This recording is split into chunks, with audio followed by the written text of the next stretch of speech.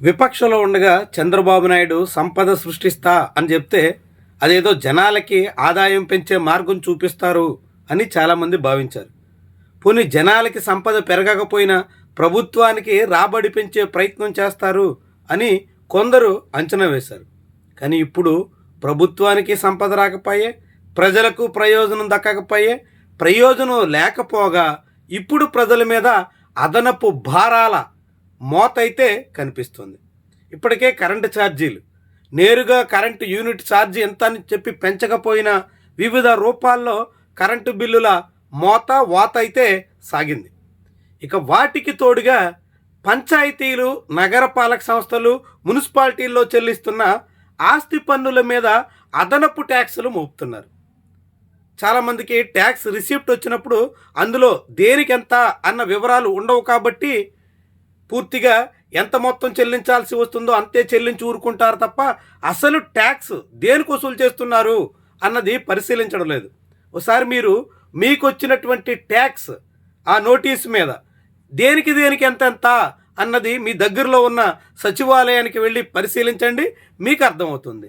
Kakinada rural మండలంలోని ఒక గ్రామంలో ట్యాక్స్ రిసిప్ట్ పరిశీలిస్తే ఇట్లా ట్యాక్స్ రిసిప్ట్ మనకి కనిపిస్తుంది. ట్రాన్సాక్షన్ నెంబర్, దాంతోపాటుగా డిమాండ్ ఇయర్, డిమాండ్ దేనికి కరెంట్ ఇయర్ అన్నట్టుగా ఎంత మొత్తం చెల్లించాలి అన్నది మాత్రమే ఉంటుంది. ఒక పల్లెలో ఒక పంచాయతీకి సంబంధించినటువంటి చెల్లించాల్సిన పన్నుల మొత్తం ఒక ఇంటికి 1957 రూపాయలుగా పేర్కొన్నారు. ఇట్లానే నోటీస్ ఉంటుంది, ఇంతే మనం చెల్లించాల్సి ఉంటుంది.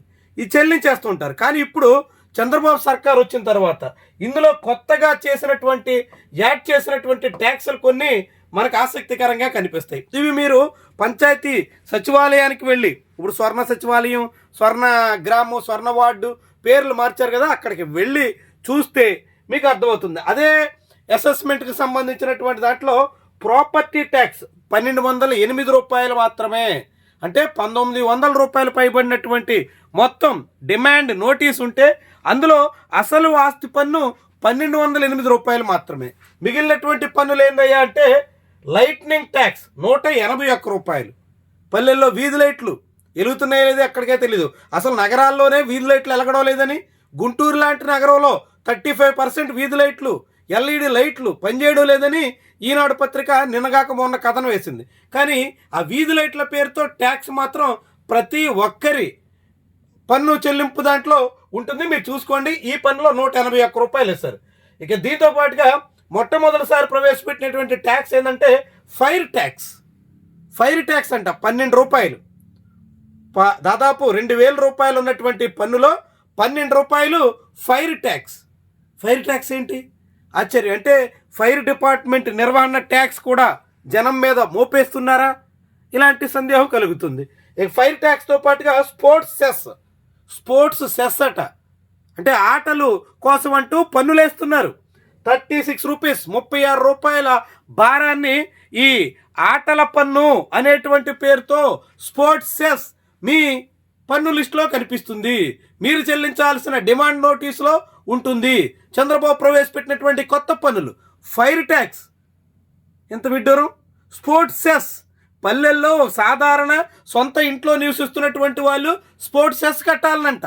పునః పల్లెల్లో ఏమైనా ఆట వస్తువులు సిద్ధం చేశారా, ఆడుకునే స్థలాలను ఏమైనా రెడీ చేశారా, అక్కడ ఏమైనా ఆటలు ఆడుకునే దానికి పిల్లలకి అన్నీ అందుబాటులో తీసుకొచ్చారా అంటే ఆ ప్రశ్నే లేదా, ముచ్చట కూడా వినబడదు.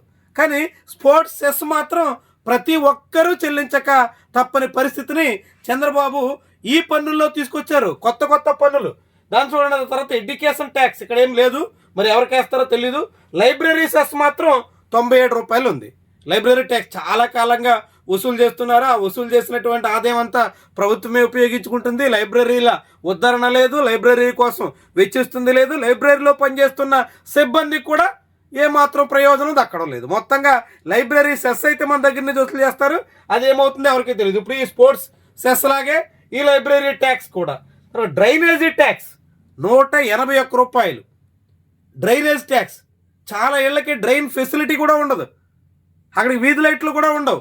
కానీ ఆ లైట్నింగ్ ట్యాక్స్ కట్టాలా, డ్రైనేజ్ ట్యాక్స్ కూడా కట్టాలన్నా. చూడండి, అసలు పల్లెల్లో డ్రైన్లు లేక అనేక రకాలుగా మురుగునీరు పేరుకుపోయి దోమల బెడదతో సామాన్యులు సతమతమవుతుంటే ప్రతి ఇంటి యజమాని మాత్రం డ్రైనేజ్ ట్యాక్స్ చెల్లించక తప్పని పరిస్థితి వస్తుంది. గతంలో జగన్మోహన్ హయాంలో చెత్త పన్ను వేశారని, చెత్త పన్ను వేసినటువంటి గాను ఆనాటి సీఎంని తెలుగుదేశం పార్టీ నేతలు ఎన్నెన్ని మాట్లాడినారో మనం విన్నాం. మరి ఈ మురికి ట్యాక్స్ ఏంటి? ఈ మురికి నీరు కాలువల ట్యాక్స్ ఏంటి? ఈ మురికి నీరు కాలువల ట్యాక్స్ జనం మీద వేసేయడం ఏంటి?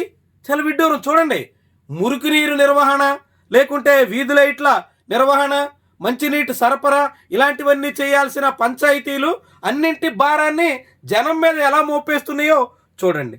అసలు ట్యాక్స్ 1200 కట్టాల్సి ఉంటే కొసరు ట్యాక్స్ 800 రూపాయలు. అందులో స్పోర్ట్స్ సెస్, ఫైర్ ట్యాక్స్, తర్వాత లైబ్రరీ ట్యాక్స్, డ్రైనేజ్ ట్యాక్స్, అదేవిధంగా వాటర్ ట్యాక్స్, ఇవన్నీ కలిపి మరొక 800 యాడ్ చేసి మొత్తంగా 1957 రూపాయలు ట్యాక్స్గా నిర్ధారించారు. అంటే చూడండి ఎట్లా, ఏ రీతిన ట్యాక్స్ జనం మీద మోపుతున్నారో, మనకి తెలియకుండా కొత్త కొత్త పన్నుల పేరుతో మన జేబుల నుంచి కొల్లగొడుతున్నారో. సామాన్యుడికి ఈ పన్నుల భారం ఇంకా అర్థం కాకముందే అవన్నీ చెల్లించక తప్పని పరిస్థితి మనందరికీ ఏ రీతిన అనివార్యంగా మార్చేశారో. ఇది చంద్రబాబు నాయుడు సంపద సృష్టి. మరి ప్రభుత్వానికి నిజంగానే డబ్బులు లేకపోతే, ప్రభుత్వం దగ్గర ఆదాయం లేకపోతే ప్రభుత్వాస్తులు కారుచౌకగా వాళ్ళకి వీళ్ళకి ఎందుకు కట్టబెట్టాలా? జీవీఎంసీ పరిధిలో 55 ఎకరాల ప్రభుత్వ భూమిని అప్పనంగా ఆక్రమణదారుడుగా ఉన్న బాలకృష్ణ చిన్నల్లుడు, లోకేష్ తోడలుడు వైజాగ్ ఎంపీకి అప్పగించే ప్రయత్నంలో ఉన్నారు. అంటే ప్రభుత్వానికి ఆదాయం లేదని మనందరి మీద drainage tax, sports cess, fire tax అన్నీ వేసి మన నడ్డి విరుస్తూ, మన దగ్గర నుంచి కొల్లగొడుతూ, ప్రభుత్వ ఆస్తులేమో తెలుగుదేశం పార్టీ నేతలకి అప్పనంగా అందించే ప్రయత్నం చేస్తున్నారు. నిన్న కేబినెట్ భేటీలో కీలకమైన నిర్ణయం చేశారు. రాజకీయ పార్టీల పేరుతో ఒక్కొక్క నియోజకవర్గంలో అరెకరం చొప్పున ప్రభుత్వ భూమిని ఎకరానికి 1000 రూపాయల చొప్పున లీజుకి కట్టబెట్టే ప్రయత్నానికి పూనుకుంటున్నారు. అంటే ప్రభుత్వ సంపద, ప్రజల సంపద పార్టీలు, నాయకులు ముసుగులో వాళ్ళు కాజేస్తారు. జనాలకి మాత్రం లేనిపోని పన్నులేసి వివిధ రకాలుగా వడ్డించే ప్రయత్నం చేసి జనాల జేబులు కొల్లగొట్టే ప్రయత్నం చేస్తారు. ఎక్కడి న్యాయం? ఇదేనా సంపద సృష్టి? ఇదేనా ప్రజల ఉద్ధరణ? ఇదేనా జనానికి మేలు చేయడం? ఇదేనా కూటమి బాబు షూరిటీ, భవిష్యత్తు గ్యారంటీ అంటే జనానికి మిగిలింది అనే ప్రశ్నలు ఉదయిస్తున్నాయి.